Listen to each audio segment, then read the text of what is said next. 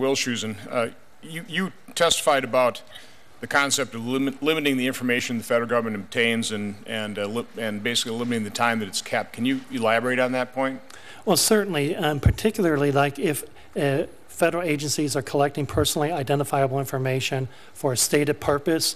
Once that purpose has been achieved, if they continue to retain that information indefinitely to no other particular use, then that potentially, if the appropriate security controls are not placed over that information, it could be subject to risk of unauthorized disclosure to someone who might be able to break into their systems or gain access to that information. So the principle is just for as long as you need the information, keep it, protect it. Once that need no longer exists, then get rid of it, delete it. Does any agency in the federal government employ that practice right now? I think probably in certain circumstances they might.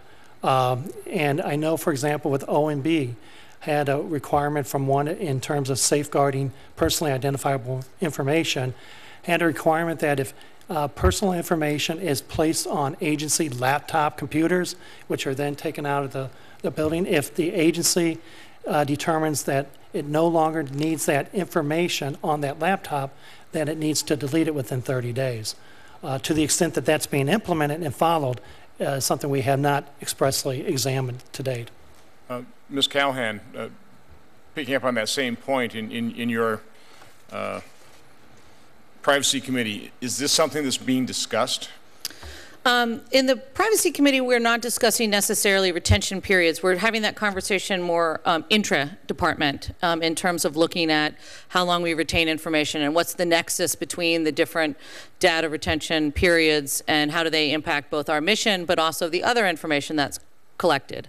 Mr. Wilshusen mentioned if there's an extract of information and put on a laptop or on a USB drive, hopefully an encrypted one, we do have requirements associated with that, but that's just the extract of the information.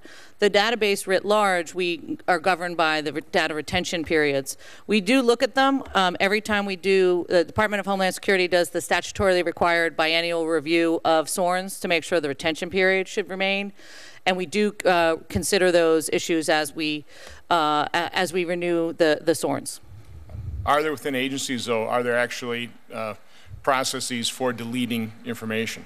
Oh, I'm sorry. So there are processes for deleting information before the period of the retention period is up. Officials are often reticent to do that for two reasons. One, because they already have an approved retention period from the National Archives, and you don't want to go counter to that. Second, there's also the question about whether or not it affects operations if you delete information on a more subjective standard, as Mr. Wilshusen had argued. That is a discussion within the privacy community a lot in terms of what's the proper retention period. And as I said, that within the department we have those conversations frequently. You just used a word that I wanted to try and pick up and question you about, counter. I mean, how many different rules, regulations, laws within the federal government run counter to each other when it comes to privacy?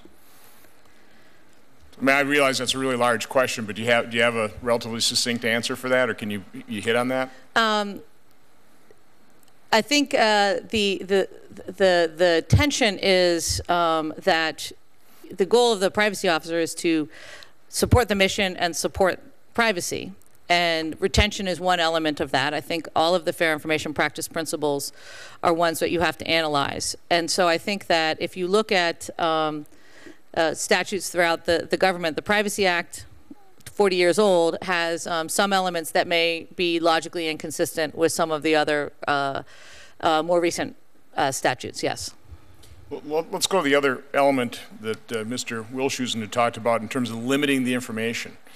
Is there any kind of robust effort or any effort ongoing in any agency about really taking a look at what information is really required so we don't ask for more than we really need? I can answer that question for the Department of Homeland Security, which is yes, we are looking into ways to not collect the same information over and over from the same people if we don't have to. One of the things that surprised me when I came to the department was how we had a lot of the same information in 47 or however many different databases, and the databases were not necessarily federated or integrated with each other. That could have privacy risks in and of itself because you have different people logging on. You may not have auditing accountability. We're working within the department to find an infrastructure that will allow us to be more efficient, more effective, maybe collect less information from the public, and I think that they may all cheer for that, but also to have a system that has more privacy controls and more privacy protections in terms of a way to have the databases interact. So we are thinking about it in the fledgling stages, but that's definitely something that I think the department is going to move forward with.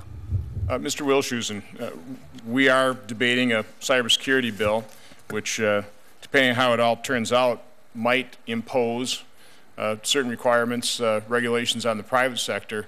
I just kind of want to get your feel in terms of the government's ability to meet those same types of standards. And I realize that's very difficult to answer because we really don't know what those standards might be, but can you just in general speak to the level of technical competency within most agencies, how broad that technical competency is versus the private sector? Yeah, I'd be glad to. We do quite a bit of work examining the information security controls at federal agencies.